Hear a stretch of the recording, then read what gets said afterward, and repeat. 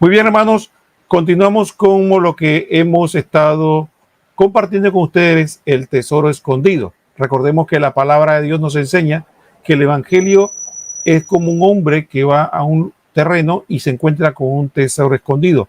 Muy contento va, vende todo lo que tiene para adquirir el terreno para tener el tesoro. Tesoro, obviamente, es el evangelio.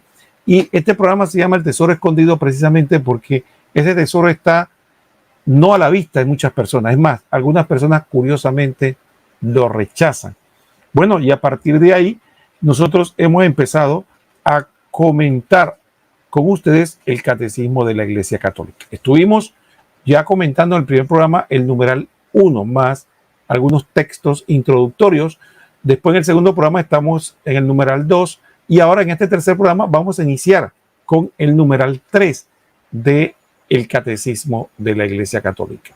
Y es importante porque a través de él vamos a poder profundizar más en nuestra fe. Así que sin más preámbulo, iniciamos compartiendo lo que tenemos en el catecismo, ¿no? Entonces aquí tenemos el catecismo y efectivamente en el catecismo tenemos el numeral 3 y vamos a empezar a leer.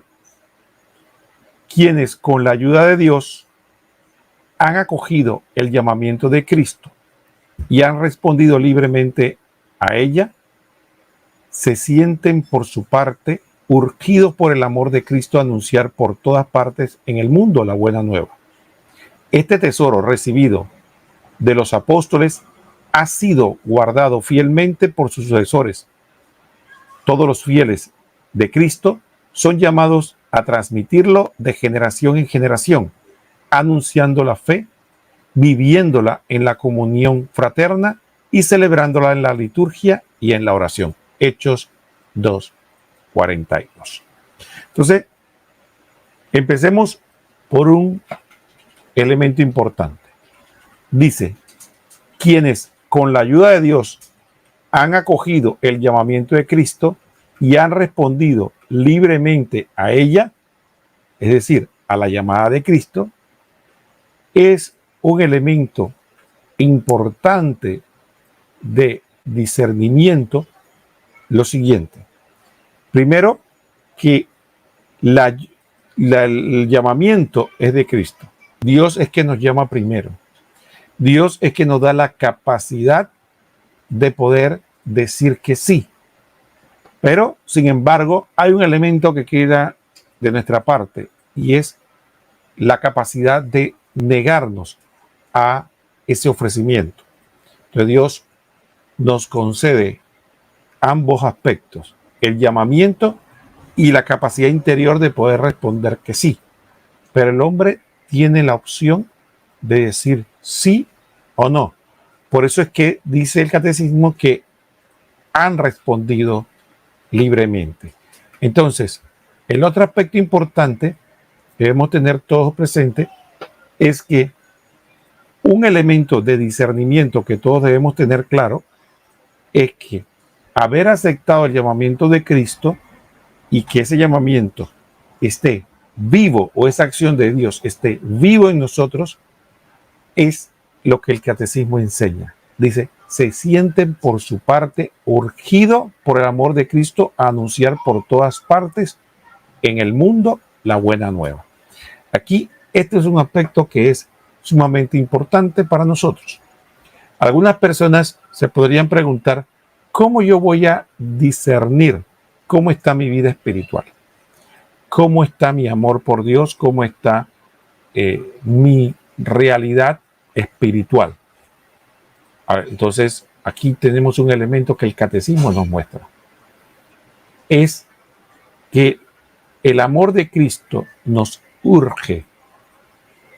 Es esa capacidad que surge de la experiencia de Dios que nos convoca, nos llama, casi nos hace, nos lleva a que sea necesaria el tener que compartir con los demás el misterio de Cristo. Si usted en su vida espiritual, y esto es importante discernirlo, si usted en su vida espiritual generalmente su actitud es bastante, digamos, tranquila, no tiene afán, usted va a su iglesia y como dice, yo no me meto con nadie, yo no tengo ningún, que cada uno viva, es muy probable que el amor de Cristo no esté habitando en su interior, porque el amor de Cristo urge el compartirlo. Y vamos a poner ejemplos muy concretos. Mire, nosotros, los seres humanos, en términos generales, a menos que seamos reacios a las relaciones personales, generalmente tenemos naturalmente ese comportamiento de querer compartir lo bueno. Nosotros es natural que cuando uno encuentra algo que le gustó, que le hizo bien, que funcionó, uno inmediatamente lo comparte.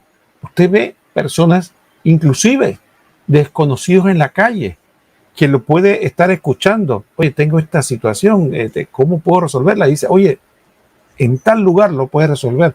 Si vas o yo fui a tal lugar y esto me ayudó, o tomé tal cosa y me sirvió para esto. Y es natural, uno va y compra algo y le sale bien y entonces recomienda la marca o recomienda el producto. Entonces, si en cosas tan triviales es natural, ¿por qué? Porque sentimos en nosotros el beneficio y queremos compartir ese bien con el otro. Como dije, inclusive con gente que no conocemos. Entonces, ¿cuánto más cuando en mi existencia, en mi vida real, profunda, ha habido una transformación que me ha dado a mi existencia sentido, propósito, que es encontrarme con Cristo con mayor razón?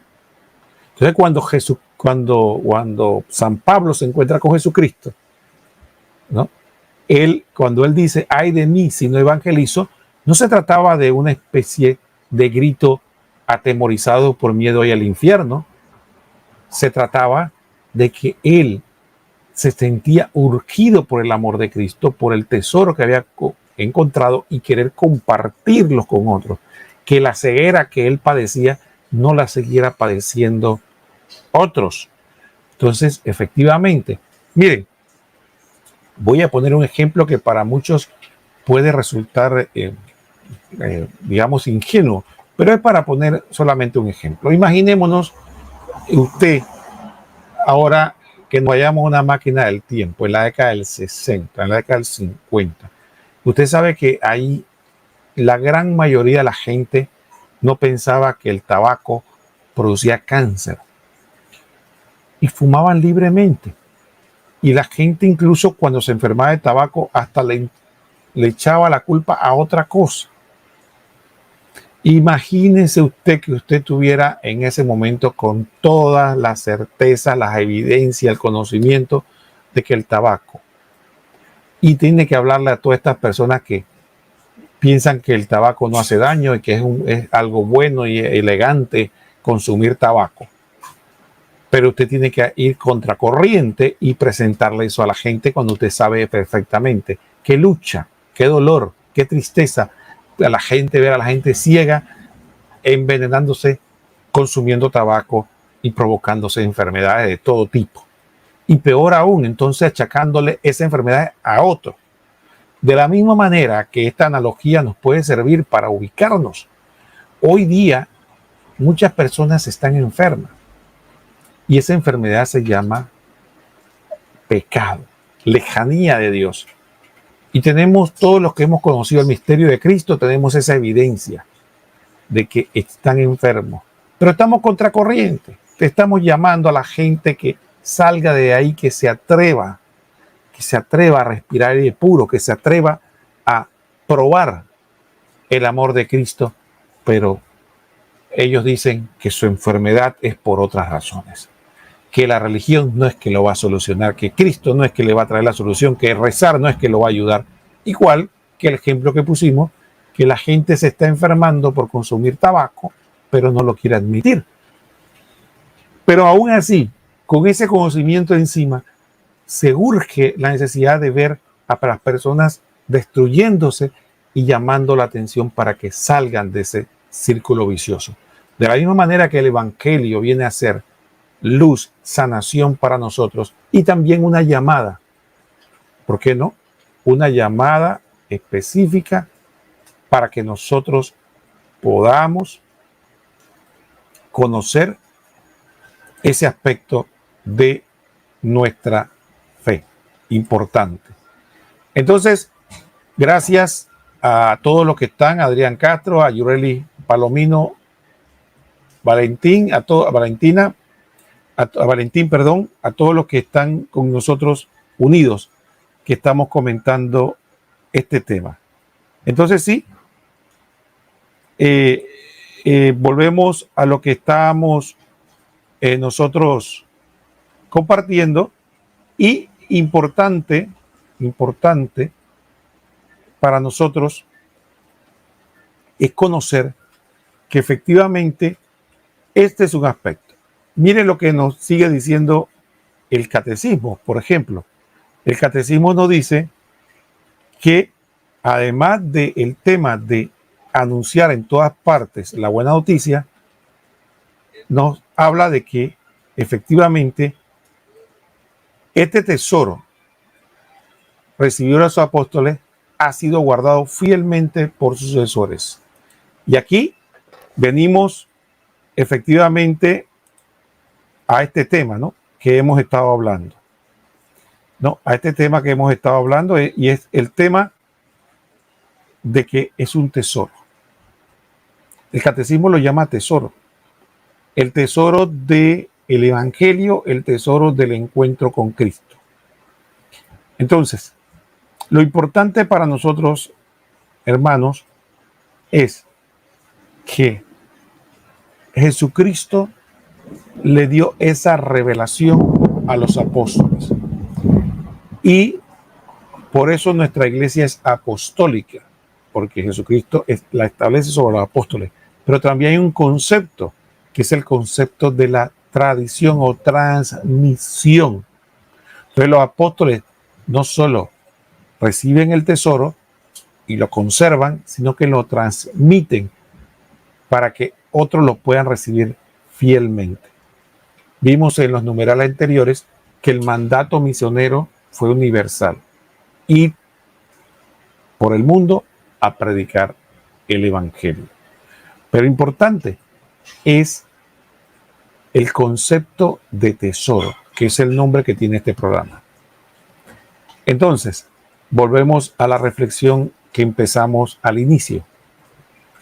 Si es un tesoro, o si yo me siento convencido de que es un tesoro, ¿cuál debe ser mi comportamiento frente a él? Es la reflexión que yo debo hacer. Miren el texto del Evangelio. El texto del Evangelio es claro al decirnos que hay que vender todo por el tesoro. Entonces, efectivamente, ya tiene dos connotaciones. La primera es que yo sacrifico por el tesoro, y la segunda importante, el compartir con los demás ese tesoro. Ahora, el siguiente aspecto del catecismo que nos presenta dice que todos los fieles de Cristo son llamados a transmitirlo de generación en generación. Y aquí viene un aspecto que muchos de nosotros olvidamos. Miren lo interesante de esto. Todos nosotros, sin excepción, estamos llamados a transmitir el tesoro escondido. Y este tema para hoy día tiene una gran connotación. Fíjense lo importante de esto. Nosotros acá en América Latina, en términos generales, tenemos aspectos buenos, pero hay un aspecto malo. ¿A qué me refiero? Bueno, el aspecto bueno es que le tenemos cariño en términos generales a nuestros pastores, a sacerdotes, obispos, Pero el aspecto malo es que caemos en el clericalismo. ¿Qué significa el clericalismo? En el que nosotros creemos que el sacerdote lo queremos mucho y le damos mucha autoridad, pero también creemos que él debe hacerlo todo. Entonces, los mismos laicos pensamos que el sacerdote es el que debe visitar a los enfermos, el sacerdote es el que debe dar la catequesis, el sacerdote es el que debe predicar, el sacerdote es el que debe visitar a la gente que está triste, el sacerdote es el que debe ayudar al necesitado, el sacerdote es el que debe hacer todo. Cuando más, mi trabajo es ayudarle, la logística para que él pueda hacer. Pero si usted se da cuenta, el sacerdote es uno, en una comunidad de muchas personas. Y eso es una atrofia en el cristianismo. Si usted se da cuenta cómo nace el cristianismo y cómo se da en los primeros cristianos, era que cada cristiano, un misionero, un propagador de la buena noticia. Sin embargo, en algún momento se hizo una separación artificial que no es parte ni de la doctrina ni es parte de la enseñanza de la iglesia, una separación artificial. Y se dijo, bueno, la misión es para los consagrados.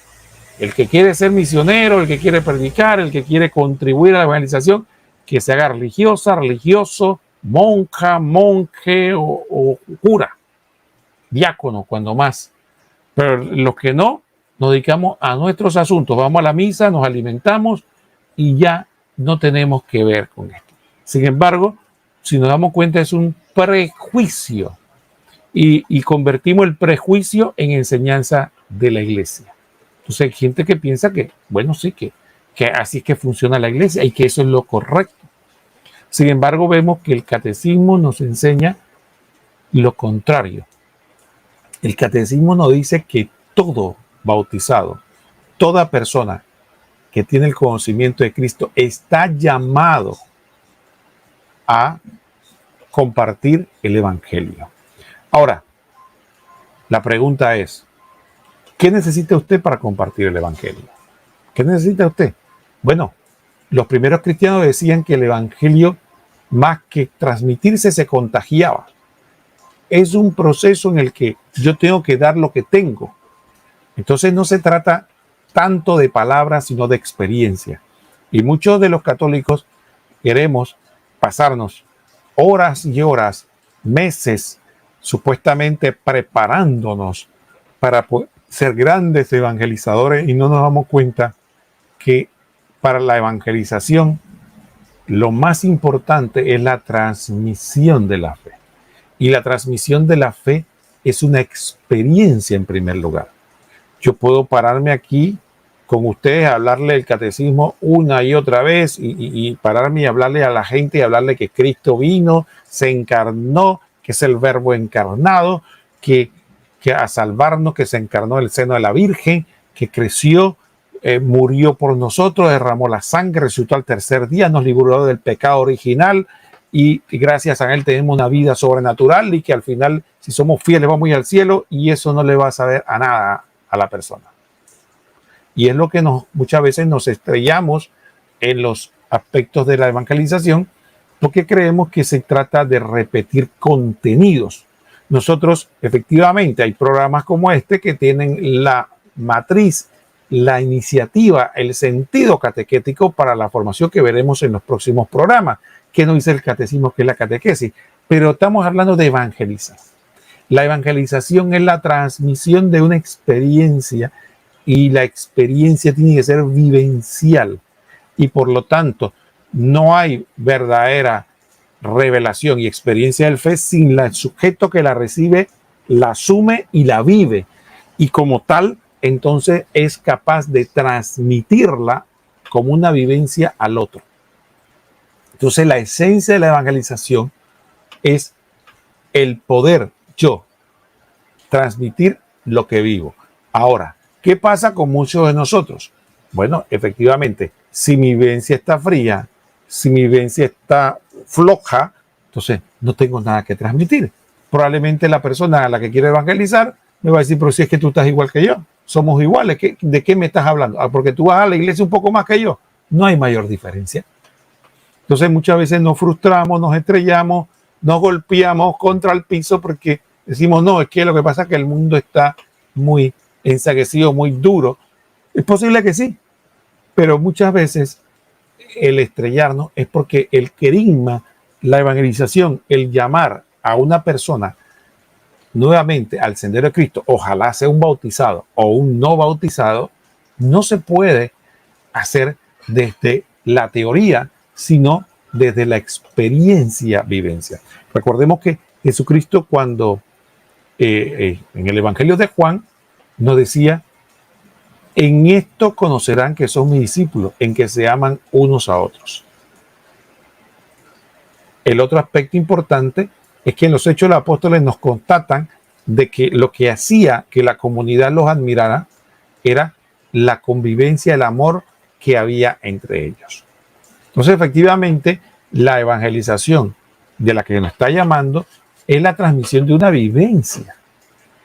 Explíqueme, ¿cómo podemos nosotros evangelizar si no hacemos creíble el evangelio? ¿Y cómo usted dice? ¿Cómo se hace creíble? No se trata de normas necesariamente morales, que son parte del asunto, consecuencia de. Se trata de una relación con Cristo transformadora, que yo transmito como un logro, como algo que me ha transformado y que hace que yo pueda realmente tener plenitud en esta vida. Si yo no puedo transmitir plenitud, si yo pues vivo exactamente igual que el vecino que no tiene a Cristo, amargado, molesto, no tengo ningún gozo, no tengo alegría, no tengo esperanza, soy un parroquiano más. Entonces, efectivamente, exactamente eso, el parroquiano no le va a creer nada, ni el vecino va a decir si tú eres igual que yo. Entonces, ¿qué es lo que hace que la persona? Es cuando la persona percibe, todos los seres humanos son capaces de percibir eso, percibir cuando Cristo ha transformado una vida por la luz que transmite, y no una luz física que se ve, sino una luz espiritual que se percibe, que la persona puede prever. Esta persona tiene algo, tiene paz, tiene gozo, tiene alegría, tiene esperanza, es entusiasta. ¿Por qué? ¿Por qué tiene eso? Incluso hay personas que se sorprenden porque tienen más bienes materiales que este otro, dice, pero tiene hasta menos bienes materiales que yo, pero aún así tiene lo que yo quiero tener. Ahí inicia la evangelización, en ese punto. Quisiera compartir, gracias Franco Pérez, qué lindo tenerle, hermano. Dice Blanc Cruz, antes a mis 18 años pensaba que saber mucho sobre nuestra religión garantizaba poder evangelizar bien. Después veía que quien sabía mucho le faltaba amor con el prójimo, sobre todo en grupos uno a uno. Muchas gracias por el concepto. Y aquí tenemos también, dice, en grupos 2 parroquiales en donde había desacuerdos que no se arreglaban con caridad. Ahora veo que el testimonio arrastra como se trata entre hermanos y se acude a los sacramentos, se nota, por supuesto.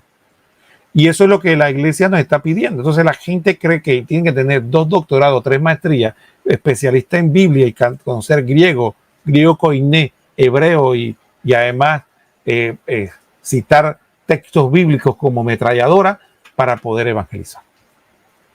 El querigma, el llamar a las personas al seno de Cristo es primero. Y como dice muy bien Blanc Cruz, efectivamente, ¿cómo vamos a convencer si el mandamiento de Cristo es el amor y ni siquiera tenemos amabilidad?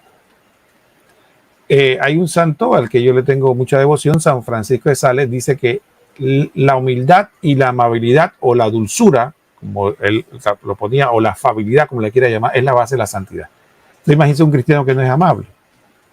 Usted en el trabajo, si es un fiel creyente, debe vigilarse para ser la persona, y no por artificialmente, no como una técnica, como el vendedor que es amable artificialmente para ganarse a los demás. No, como pedirle a Dios que nos dé la gracia de serlo por su amor, para que podamos nosotros dar testimonio de Cristo. Entonces, esa evangelización a la que estamos llamados nosotros es llevar esa esperanza a los demás. Esa esperanza que inicia. Entonces muchas veces nosotros creemos que evangelizar es de ir allá a decirle a otro, vete a confesar o ve a misa.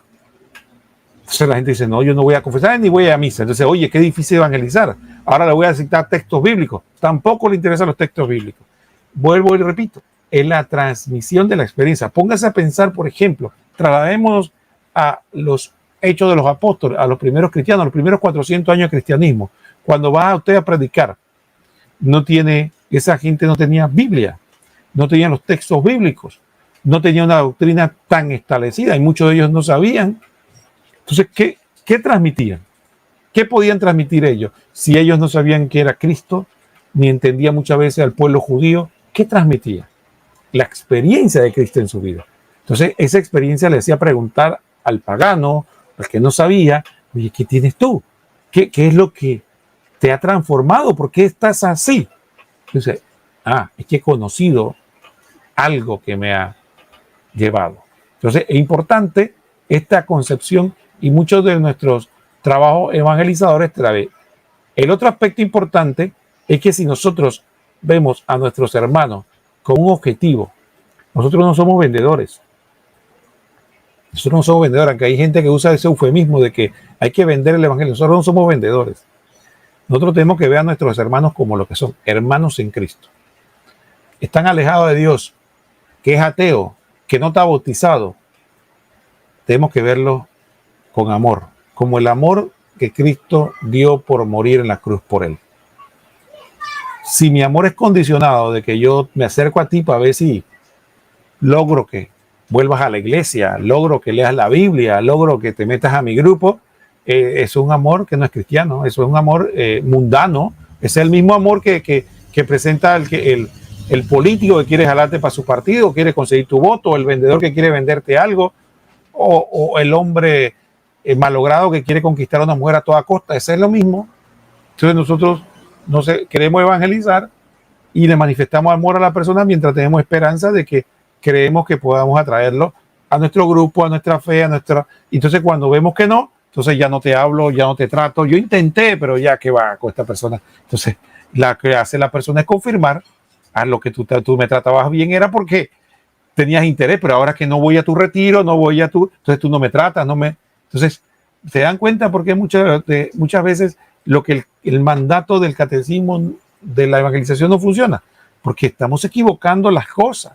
Nosotros tenemos que ser testimonio del amor de Dios independientemente de que la persona acepte el mensaje, que la persona crea, incluso que la persona vaya contra la iglesia. Tenemos que, nuestro amor no puede ser porque viene de Dios. Ese amor no viene ni del interés, ni de nuestro corazón, viene de Dios. Y como recibimos de Dios de manera gratuita, lo damos de manera gratuita. Entonces, el fundamento de esa evangelización es el amor, el poder transmitir eso y la transformación que Cristo hizo en mi vida. Es el primer paso del querigma. Cuando la persona descubre eso y el Espíritu Santo toca su corazón y él quiere conocer, entonces él va a buscar. Él va a decir, yo quiero.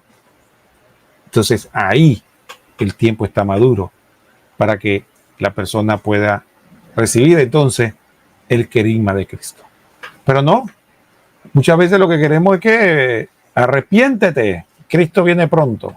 Arrepiéntete que va a arder en el infierno. Entonces, buena evangelización esa, ¿no? La gente percibe y sabe y conoce más de lo que uno se imagina. Sabe si uno va a la iglesia, si uno reza y está muy vigilante de qué lo que hacemos o no hacemos. Entonces, ese es lo que el catecismo nos indica. Miren toda la riqueza de una frase.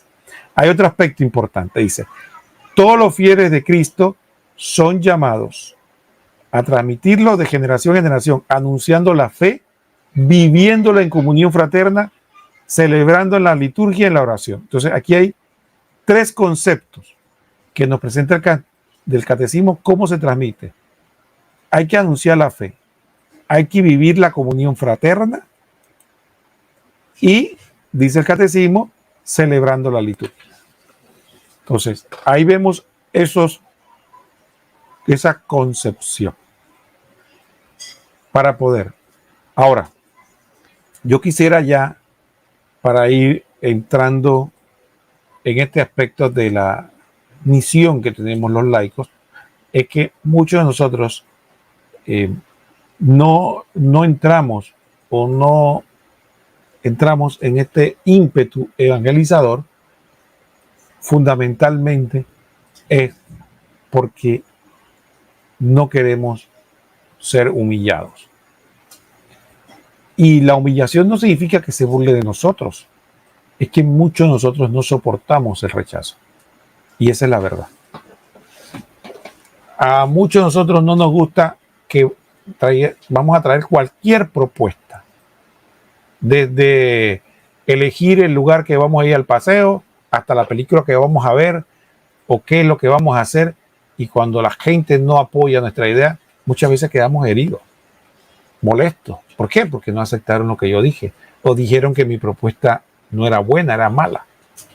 Y sí, efectivamente tenemos miedo al rechazo.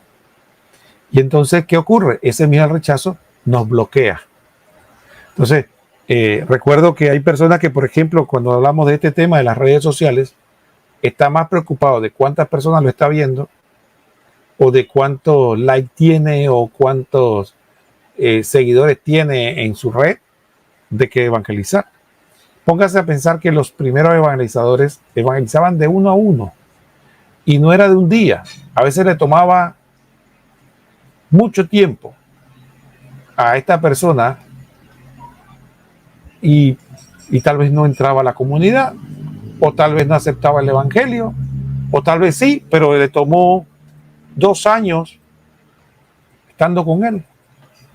Pero él sentía que su misión era evangelizar uno a uno. Ahora nosotros queremos convertir la evangelización en un problema masivo, un problema de números, un problema de cantidades.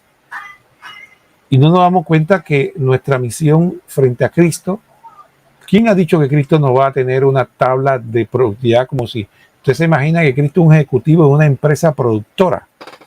Que cuando usted se encuentre con Cristo, le va a decir, bueno, mira, aquí tienes una gráfica de cuánta gente convertiste. Fíjate, mi expectativa, mi meta para tu vida era que convirtieras por lo menos 500.000 de personas, y mira, nada más lograste convertir unas 2.000, o sea que ha sido un fracaso. ¿Esa es la visión que tenemos nosotros, o es la vanidad nuestra la que nos hace ver que para yo evangelizar tengo que tener no sé cuántos seguidores? Entonces, hay gente que, por ejemplo, dice, no, lo que pasa es que yo estoy en Twitter, y cuando tuiteo, nada más uno lo ve. O cuando yo mando un mensaje en Facebook, nada más 3 lo ven. O cuando yo hago un video, nada más lo reproducen 5 personas. ¿Y cuál es el tema? ¿Cuál es el tema? La evangelización no se trata de un asunto de masas. De hecho, para que sea realmente efectiva, tiene que haber contacto. Este tipo de evangelización ayuda mucho a que las personas puedan conocer la fe de manera cómoda en su casa, pero para que haya verdadera evangelización, usted tiene que tener contacto con un testimonio. Usted me está viendo en una pantalla, yo no lo veo a ustedes.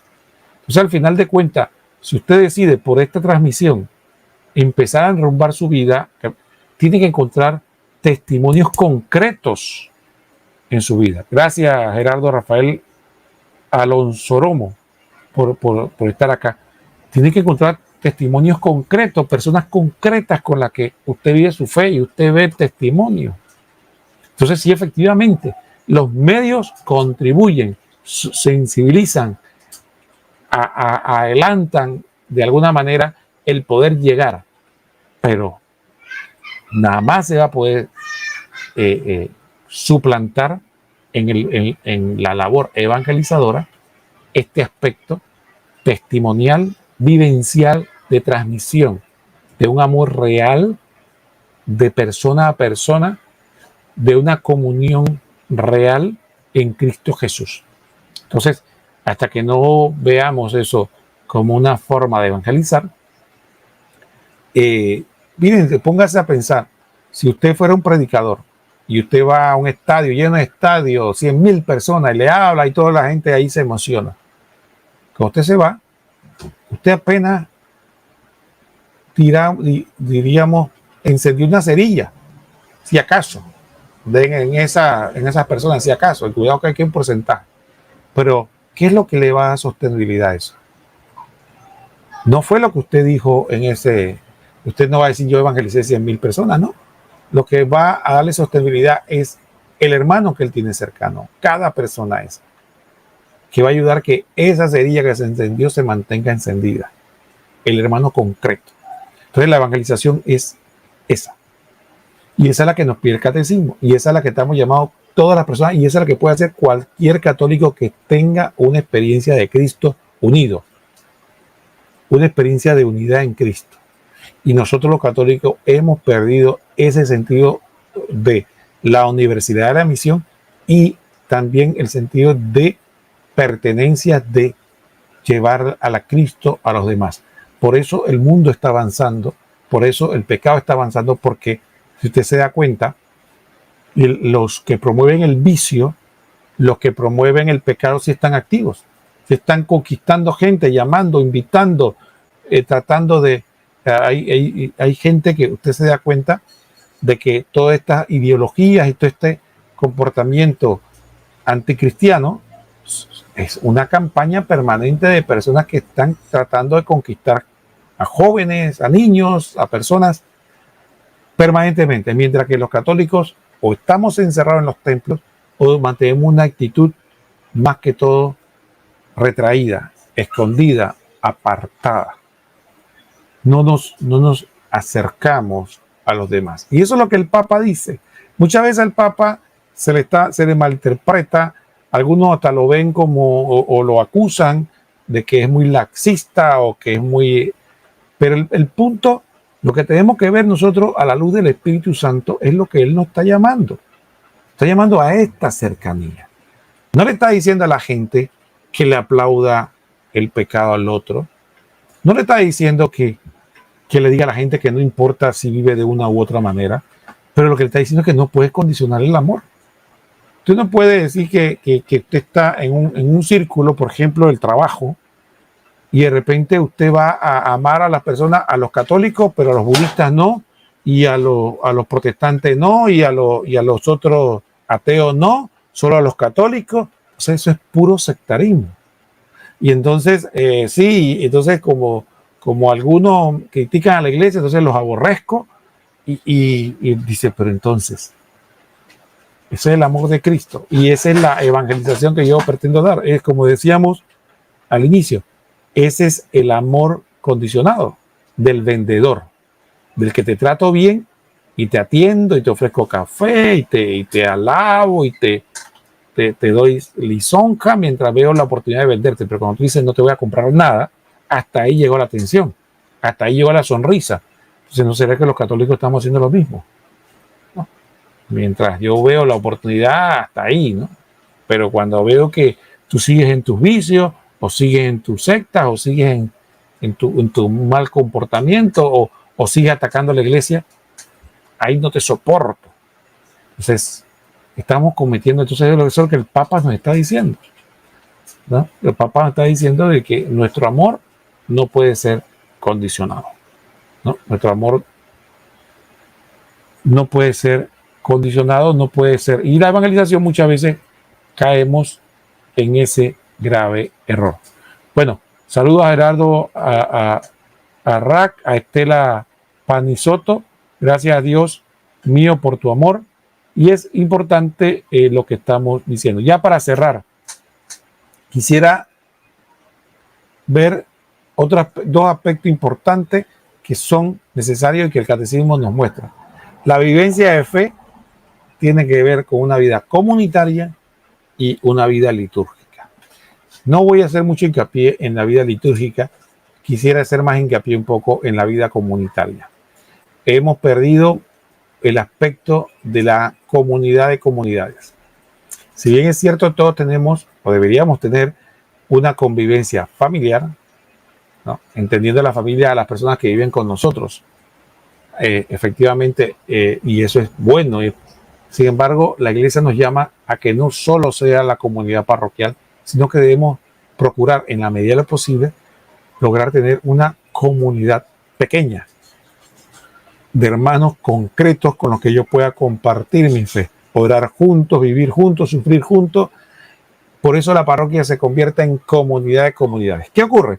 Muchas veces nuestro amor en la iglesia se enfría porque no convertimos en comunidad de comunidades. ¿Qué? Nos convertimos en comunidad de trabajo. Eso sí, en equipos de trabajo, no en comunidades. Nos reunimos para planificar el trabajo, para organizar qué es lo que vamos a hacer, cómo lo vamos a hacer. Y efectivamente vivimos de esta manera. Entonces, nuestra fe se convierte en un activismo. Entonces, no tengo hermanos concretos, no tengo una comunidad a la que me siento acogido, no tengo a hermanos con los que pueda vivir mi fe. Entonces, no espere que el párroco lo haga, no espere que el diácono se lo haga, la religiosa se lo haga. Armemos nuestra propia comunidad, busquemos la forma de que podamos lograr tener una comunidad. ¿Y cómo puede empezar? Podemos empezar con los grupos de oración, buscando personas que quieran orar en comunidad con nosotros y hacer de eso un hábito frecuente donde podemos unirnos para vivir esa experiencia importante de la comunidad, para poder transmitir esa experiencia de amor que viene de Dios, que se comparte con el hermano en esa pequeña comunidad, ¿no? Entonces, antiguamente en la iglesia, y con esto quiero cerrar ya nuestra presentación, antiguamente en la iglesia se hablaba de las comunidades eclesiales de base. Para muchos ese nombre les sonaba mal porque fue manipulado por una teología desviada que llamaban la teología de la liberación. Y entonces esa comunidad eclesial de base parecían más células políticas que se reunían para hablar de las líneas políticas, análisis de la realidad nacional. Entonces parecían más, como les decía, células de un partido político o de un movimiento, que yo no digo que esté mal, pero para los laicos ejerce eso, pero eso no era utilizar la iglesia para eso. Para eso hay otros ambientes, otros escenarios, pero para el aspecto de la iglesia es la comunidad, como llamaban eclesiales de base. El propósito era fundamentalmente reunirse para vivir la fe, para conocer de Jesucristo. Hay muchos ámbitos para hacerlo. Yo recuerdo que conversando con un sacerdote sobre el tema, él me decía, y teníamos diferencia de opinión, él me decía en ese momento, acá en mi país, de que había una emisora, y la emisora católica se llamaba Católica y abordaba diversos tipos de temas, de todo. Y yo le decía que al sacerdote, pero ¿por qué no nos enfocamos en lo nuestro? En la evangelización, en la palabra de Dios, que había que darle a la gente de todo. Yo le decía, mire, lo que pasa es que si la gente quiere escuchar noticias, análisis políticos, si la gente quiere conocer sobre deportes o quiere conocer sobre música, hay emisoras que nos superan con mucho en esos aspectos, con gente más capaz, con más recursos y todo lo demás. Pero ¿qué es lo que la gente busca cuando va a esta emisora? Decía yo, algo que le podemos dar a nosotros que los otros no les dan, el evangelio. Pero no estuvo de acuerdo. Bueno, surgió en nuestro país Radio María. Por la gracia de Dios surgió Radio María, una emisora que se dedica a eso, completamente, por lo menos en mi país, totalmente a la evangelización, a la oración, a la catequesis, a la promoción humana, desde el evangelio. Y es una emisora de mayor audiencia. ¿Por qué? Porque está dando del tesoro escondido. Entonces muchas veces nosotros queremos convertir la iglesia en el lugar de reflexión política, sociológica.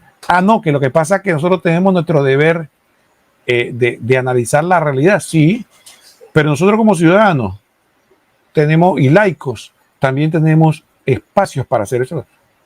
Tiene, el que quiera, pues está inscrito un partido político donde allá hace análisis de la realidad, tiene sindicatos, tiene sociedad civil, asociaciones de diversos tipos, de espacios donde se dedica a analizar esa situación. Pero cuando vamos a la iglesia, ¿qué buscamos? Lo que la iglesia nos ofrece. Entonces, muchas veces por perder ese sentido eclesial, ese sentido de lo sobrenatural, entonces simplemente dañamos las comunidades. Dañamos la comunidad porque igual que ocurre con la emisora, la analogía de la emisora, la gente va a la iglesia o a la comunidad de oración, no a que nos pongamos a hablar de lo que pasó en el partido político, lo que hizo el gobierno. Vamos, para eso hay tiempo de sobra, hay noticieros, ese momento es para dedicarle plenamente a nuestra vida de fe, a nuestra unión con Dios y no avergonzarnos de eso. Y muchas veces algunas personas se avergüenzan de eso. Pues. No, lo que pasa es que ustedes están alienados. Si lo que estamos es alienados, al contrario, estamos tan metidos en el mundo que no tenemos tiempo para Dios. Entonces, no nos debemos engañar y convirtamos nuestras comunidades eclesiales en verdaderas comunidades de unión con Dios, sin vergüenzas ni complejos.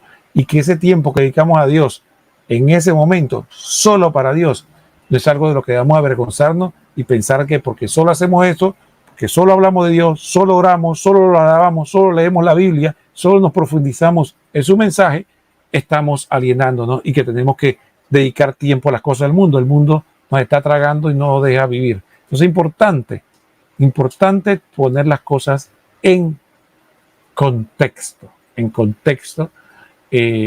y yo con mucho respeto quiero terminar diciendo esta reflexión. Cuando nosotros vamos y tenemos que evangelizar, ¿no? Y llevamos personas al redil de nuestra comunidad, estas personas que llegan al redil de nuestra comunidad no van allá a que le hablemos de lo que está pasando en el mundo. Ellos están huyendo del mundo buscando un refugio, un oasis, un tesoro que lo venga a liberar de las cadenas que están en el mundo. Entonces, hagamos nuestras comunidades de nuestro oasis de la gracia de Dios, no comunidades mundanas, no comunidades de cosas terrenas, que ya de eso hay demasiado. De eso hay demasiado. Tengamos verdaderos espacios donde la gracia de Dios nos asista, nos sane, nos restituya, que es lo que este mundo está necesitando. Bueno, hermanos, muchísimas gracias por estar con nosotros. Ha estado con ustedes su hermano Roquel Cárdenas. Gracias a Dina de Gola por estar acá. Y no nos queda más que decirles que acá, desde Panamá, el Señor los bendiga a todos. Hasta pronto. Nos vemos, como saben, el próximo miércoles a las 8 de la noche, hora de Panamá, y los diversos usos horarios. Gracias por estar con nosotros y sigamos compartiendo nuestra fe como nos enseña nuestra iglesia en el Catecismo de la Iglesia Católica.